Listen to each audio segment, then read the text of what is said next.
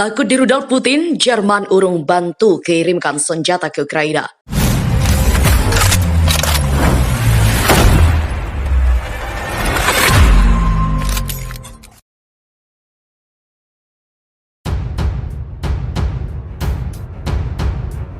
Kiev memiliki hak yang sah untuk melindungi diri dan membantu mereka, tidak boleh membuat negara lain menjadi pihak baru dalam perang. Hal ini disampaikan oleh Berlin dikutip dari RT. Jerman tak menghadapi rasiko di bawah hukum internasional ketika memasok senjata ke Ukraina di tengah operasi militer Rusia.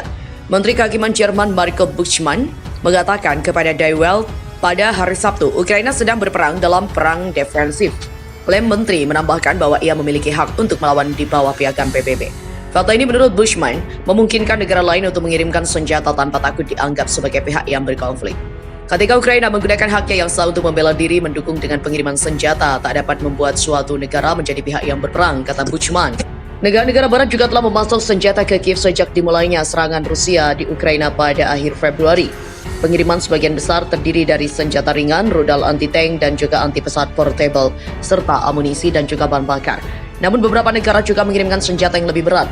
Secara khusus, Slovakia mengirimkan dan mengkonfirmasi menyumbangkan sistem pertahanan udara S-300 miliknya sendiri ke Kiev.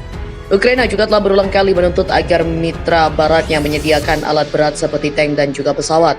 Praha dilaporkan juga telah mengirimkan beberapa tank ke Ukraina meskipun pejabat Ceko belum secara resmi mengkonfirmasi hal itu, di mana perusahaan pertahanan Jerman Rheinmetall juga mempertimbangkan untuk mengirim tank tua Leopard 1 Jerman ke Kiev, tapi wakil kanselir dan juga menteri ekonomi Jerman Robert Habeck kemudian mengatakan mereka tidak akan siap tempur untuk beberapa waktu dan bisa membutuhkannya waktu berbulan-bulan untuk dapat digunakan. Rusia juga telah berulang kali memperingatkan NATO agar tak mengirim senjata ke Ukraina dan menyatakan bahwa mereka akan menganggap konvoi senjata sebagai target yang sah.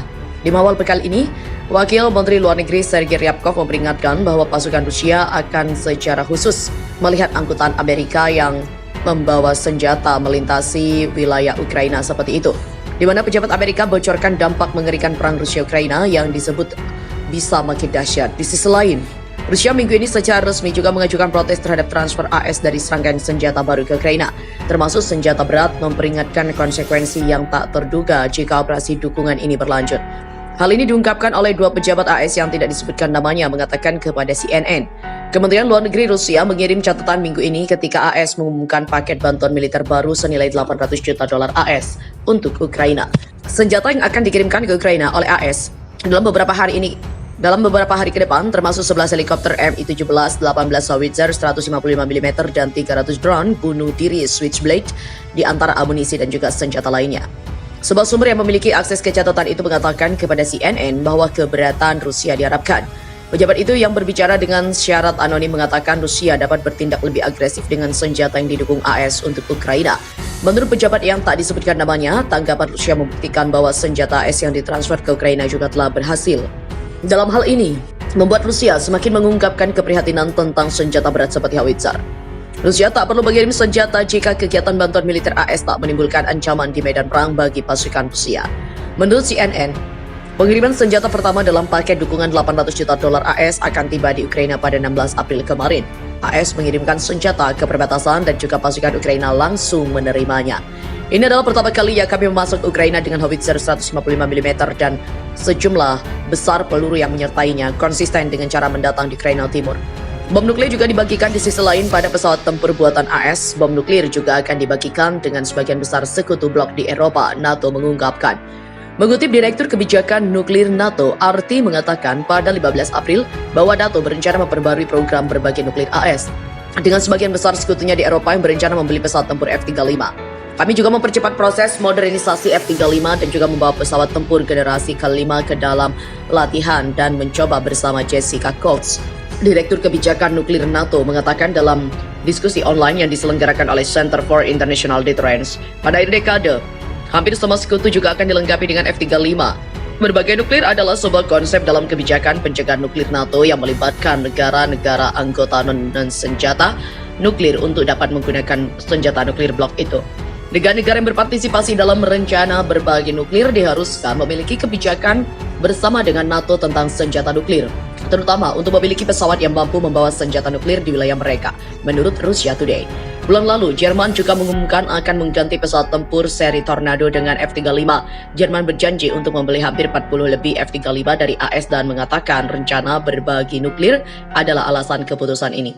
Selain Jerman, Belgia, Belanda, Italia, dan Turki juga memiliki sekitar 150 senjata nuklir AS terutama bom B-61. Alasan munculnya bom B-61 di Eropa adalah karena rencana berbagi nuklir NATO.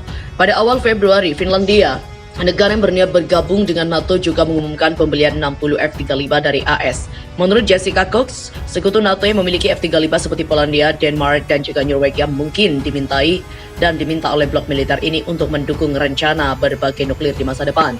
AS pertama kali menyebarkan bom nuklirnya di Eropa pada tahun 1960. Pada Desember 2021, Rusia meminta AS dan NATO untuk mengakhiri program tersebut tetapi tak diterima. F-35 awalnya diusulkan untuk dirancang sebagai pesawat tempur hemat biaya untuk Angkatan Udara AS. Namun pada kenyataannya, biaya pengembangan F-35 juga telah didorong hingga lebih dari 1,7 triliun dolar AS dan dianggap sebagai program senjata paling mahal dalam sejarah AS. Rusia tuding Barat umpankan Ukraina dipaksa perang hingga orang terakhir.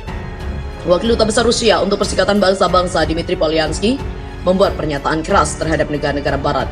Ia mengatakan Ukraina sengaja diumpankan oleh Barat dalam perang melawan Rusia. Kepedulian rekan-rekan Barat untuk Ukraina dan Ukraina cukup egois serta mementingkan diri sendiri. Mereka membutuhkan Ukraina hanya sebagai umpan meriam dalam perang proksi melawan Rusia hingga orang Ukraina terakhir. Ia juga melanjutkan Rusia membuka koridor kemanusiaan setiap hari. Sayangnya Ukraina enggan menggunakan koridor kemanusiaan itu. Kami mendeklarasikan koridor kemanusiaan setiap hari dan mendeklarasikan gencatan senjata setiap hari. Kami juga melakukannya bahkan hari ini mengenai pabrik Azovstal di Mariupol, tetapi pihak Ukraina tak menggunakannya. Mereka mengabaikan surat itu, katanya. Sementara itu, fase baru perang Rusia-Ukraina telah dimulai. Rusia menggempur wilayah Donbas dan juga warga sipil diminta melarikan diri. Rusia tak punya pilihan lain selain memulai operasi karena pasukan Ukraina telah mengintensifkan serangan di Donbas, kata Menteri Luar Negeri Rusia Sergei Lavrov. Pihaknya juga mendorong evakuasi massal warga sipil dari wilayah tersebut dan memaksa publik, yaitu Republik Rakyat Donetsk dan Luhansk, untuk meminta bantuan Moskow. Sekali lagi, Sergei Lavrov menyatakan bahwa pasukan Rusia hanya menargetkan infrastruktur militer Ukraina. Kesempatan terakhir, Rusia buka jalur aman bagi tentara Ukraina di Mariupol yang ingin menyerah. Militer Rusia membuka jalur aman dan juga koridor kemanusiaan bagi personil militer angkatan bersenjata Ukraina dan militan yang memutuskan untuk menyerah di pabrik baja Azovstal Mariupol di lokasi terakhir perlawanan Ukraina di sana. Demikian diungkapkan Kolonel Jenderal Mikhail Mizintsev, Kepala Pusat Kontrol Pertahanan Nasional Rusia, seperti dilansir dari RIA Novosti. Selain itu, Mizintsev menambahkan titik pertemuan dan akomodasi sementara makanan dan perawatan medis primer diselenggarakan di ketiga arah di semua jalur konvoi kemanusiaan. Rusia dan juga DPR secara ketat menerapkan rezim jeda tembakan. Mengingat situasi bencana yang telah berkembang di pabrik metalurgi Azovstal di kota Mariupol dan juga dipandu oleh prinsip-prinsip yang murni kemanusiaan, mulai pukul 14 waktu Moskow pada 19 April, Angkatan Bersenjata Rusia membuka koridor kemanusiaan untuk prajurit Ukraina dan militan nasionalis yang secara sukarela meletakkan senjata mereka. Untuk melakukan ini, menurut Sang Jenderal, rezim diam atau jeda tembak total akan diberlakukan, segala permusuhan dihentikan dan unit-unit tentara Rusia dan DPR ditarik mundur ke jarak yang aman. 3 konvoi kemanusiaan dikerahkan di daerah Azovstal, dari barat di Jalan Shevchenko dan timur di Jalan Pobeda, dari arah utara di Jalan Taganrogskaya.